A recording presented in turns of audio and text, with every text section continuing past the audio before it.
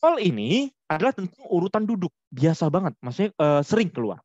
Nah, tapi untuk soal kita kali ini, kalau misalnya teman-teman baca posisi duduknya beda, gimana tuh? Coba kita baca bareng-bareng. Dalam rapat pengurus RW di pos ronda, dihadiri 8 orang.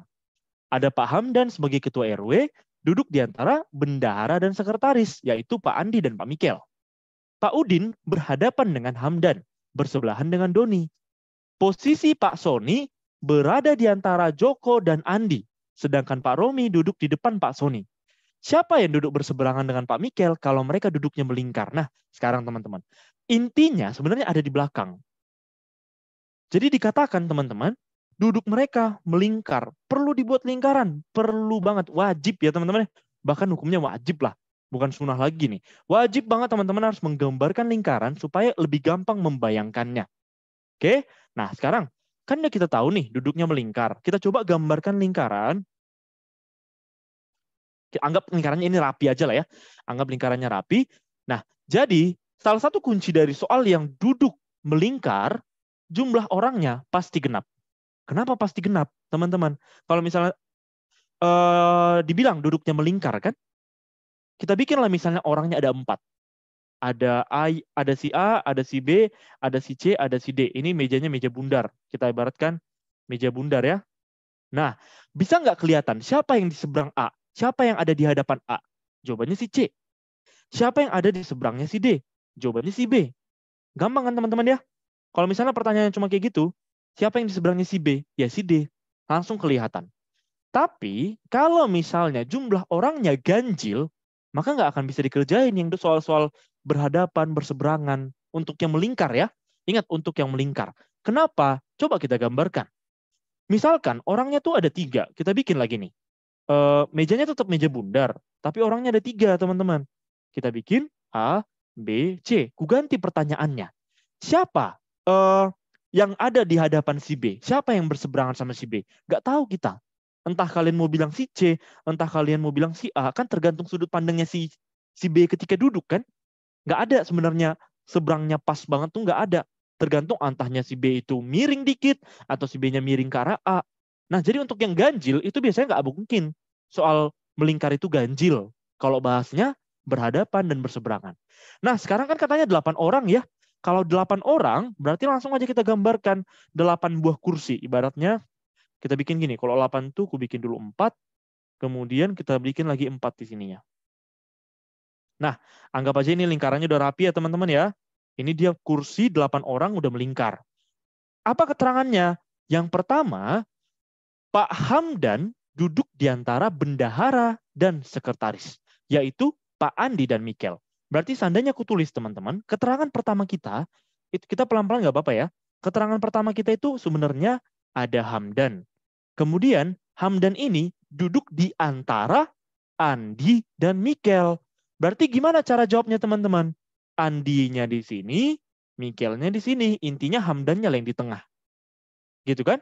Andi, Hamdan, Mikel. Kalau Hamdan di antara Andi dan Mikel, maka seperti inilah penggambarannya. Pertanyaanku, sebenarnya di mana mereka duduk? Teman-teman, boleh nggak sih ku bikin di sini? Aku mau bikin Hamdannya di sini. Kemudian Andinya di sini. Kemudian Mikelnya di sini. Boleh nggak teman-teman menurut kalian? Jawabannya, boleh. Kalau misalnya aku tukar nih, kutukar ya. Kutukar, aku pengen, kayaknya nggak cantik deh penulisannya di situ. Aku mau tukar, biar teman-teman lebih paham aja sebenarnya. Aku mau tukar, aku mau bikin Hamdannya aku taruh sebagai senternya di tengah-tengah. Kemudian di bagian bawahnya, aku mau bikin si Andi, kemudian si Mikel. Kalau kayak gini boleh nggak teman-teman? Boleh juga. Kenapa? Karena nggak ada aturan yang membahas apakah si Hamdan itu sebelah kiri, atau di arah timur, di arah barat. Nggak ada kan? Jadi kita bebas. Tapi bebasnya juga harus sesuai aturan. Artinya, kalau misalnya kita bikin Hamdannya di atas, tapi Mikelnya aku ganti ke sini, boleh nggak? Seandainya Mikelnya aku ganti agak aku turunin ke bawah, boleh atau tidak? Jawabannya tidak boleh. Nggak sebebas itu. Kenapa? Karena ingat tadi, Andi, Hamdan, Mikel harus dempetan. Oke? Nah, sekarang kita balikin lagi. Yang penting teman-teman sudah paham, untuk penentuan tempat duduknya jangan dibawa pusing. Lanjut ke kalimat berikutnya. Pak Udin berhadapan dengan Pak Hamdan. Oh, gampang banget. Kalau ada katanya Pak Udin berhadapan sama si Hamdan, depannya si Hamdan itu udah pasti si Udin. Tulis aja langsung. Selesai. Oke, berhadapan dengan Pak Hamdan dan bersebelahan dengan Pak Doni. Sekarang pertanyaanku teman-teman. Ada katanya dan bersebelahan dengan Pak Doni. Siapa yang bersebelahan sama Pak Doni? Apakah Pak Udin atau Pak Hamdan? Ayo, ini bahasa Indonesia basic nih. Ayo teman-teman. Jadi kan bahasanya Pak Udin berhadapan dengan Pak Hamdan dan bersebelahan dengan Pak Doni. Siapa? Ufin. Oh, nggak ada Ufin. Udin atau Upin atau Ipin. Udin doang ya. Nah, Udin lah jawabannya. Jadi bukan, walaupun kita kan kelihatannya Hamdan nih. Yang paling dekat itu kan Hamdan dengan kalimatnya.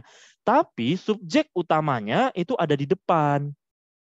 Jadi harusnya Pak Udin bersebelahan dengan Pak Doni. Nah, sekarang pertanyaanku teman-teman. Menurut kalian, Pak Doni ini di sebelah kiri atau di sebelah kanan? Kalau misalnya keterangannya masih cuma ini. Menurut kalian, Pak Doni ini di sebelah kiri atau di sebelah kanan, teman-teman? Kanan ya. Oke, kita keep dulu deh yang kanan. Nah, sekarang kita lanjut lagi ke yang berikutnya. Posisi Pak Soni di antara Pak Joko dan Pak Andi. Kalau kita lihat, Pak Soni itu di antara Pak Joko, dan Pak Andi. Pak Joko, Pak Joko, Pak Soni, Joko, dan Andi. Oke, sekarang pertanyaannya teman-teman, ada nggak yang udah kita ketahui? Ada. Andinya kan udah ada di soal, jadi kita gampang. Tinggal kita tulis aja. Di sininya adalah Soni, di sininya adalah Joko. Karena kan tadi Joko, Andi, dan Soni harus dempetan mereka. Harus banget mereka dempetan. Nah, inilah tadi jawabannya sebenarnya. Kenapa sih untuk si Doni itu, tadi kan kutanya, Doninya di mana? Apakah bisa di sebelah kiri apa di sebelah kanan? Nah, teman-teman mungkin langsung jawab kanan karena sudah ngerjain. Buat yang belum ngerti, sebenarnya bisa kanan kiri. Tapi di kalimat berikutnya dibilang teman-teman bahwasanya Andi, Soni, Joko harus dempetan. Maka nggak boleh dong Doni di sini. Karena udah di sisi Joko kan? Berarti si Doni udah pasti tinggal di sebelah kanan. Gitu dia pola pengerjaannya teman-teman. Seperti itu dia pola pengerjaannya. Oke, terus katanya, sedangkan Pak Romi duduk di depan Pak Soni. Gampang lah ya, kalau yang biru ini. Pak Romi duduk di depan Pak Soni, ya tinggal tulis aja di depannya, Romi. Lengkap semua isi lingkarannya, tinggal kita bahas teman-teman apa yang tanyakan. Siapa yang duduk di seberang Pak Mikel? Tinggal kita lihat yuk. Mikel, seberangnya siapa? Joko. Dapatlah jawabannya yang Pak Joko.